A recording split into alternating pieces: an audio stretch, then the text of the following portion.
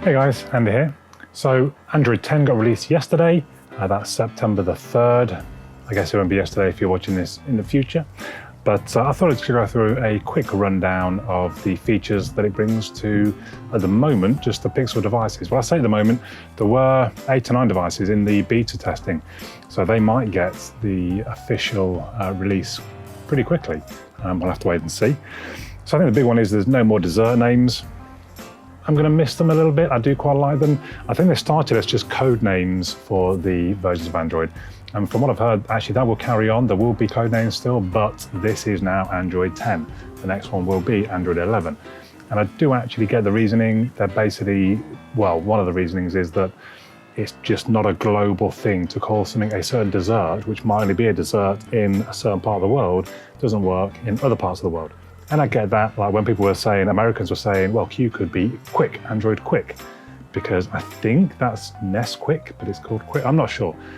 To me, I do get that that won't translate well into other languages. Whereas Android 10, it's simple, it's basic.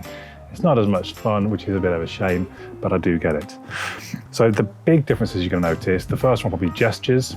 A lot of different OSs use their own version of gestures, and if you use those, you're going to be quite familiar with them. Swipe up from the home, swipe up from the bottom, sorry, takes you home. Swiping in from the sides takes you back. The pill, because let's be honest, it was a bit of a mishmash how they'd done it in Android previously. They'd removed the buttons, they'd put a pill in place, and it took the same amount of space. It really didn't help things in any way, I don't feel. And it was quite ugly as well, for that matter. So now they've slimmed down that pill. It's a very thin line along the bottom, and you can swipe that from side to side to change through the apps as an app switcher. You swipe in from the corner to get Google Assistant. I'm quite looking forward to using it. You know, natively baked into the OS, a decent gesture system could be pretty good. The other one that you will probably notice is the system-wide dark mode. Now, this will turn all of the system stuff like the menus and the dialer and your contacts, they will go dark, but it will only change apps dark that have it coded into them. So you would assume all of Google's own stuff has it coded, but third-party apps, you'll need to wait for the developer to make that an option before they will work or they will look any different in dark mode. Other things you'll hopefully notice changes to permissions.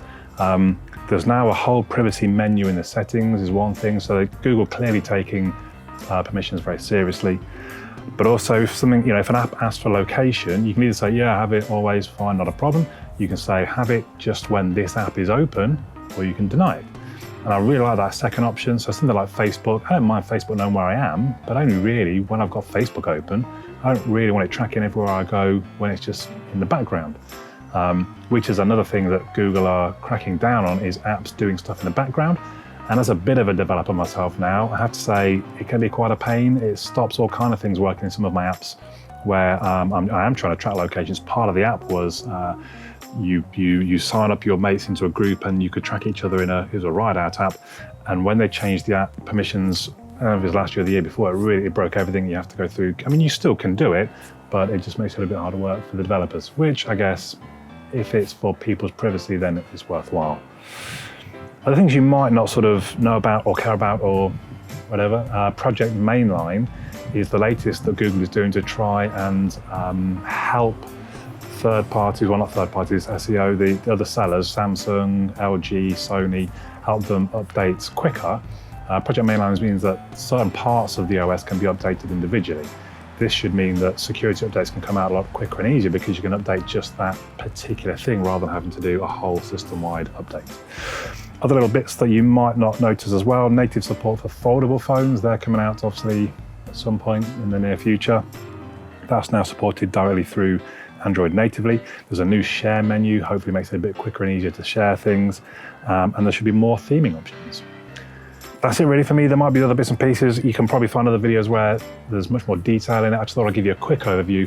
Let me know what you think of the video in the comments down below. But for now, my name's Andy, and I'll catch you all again soon.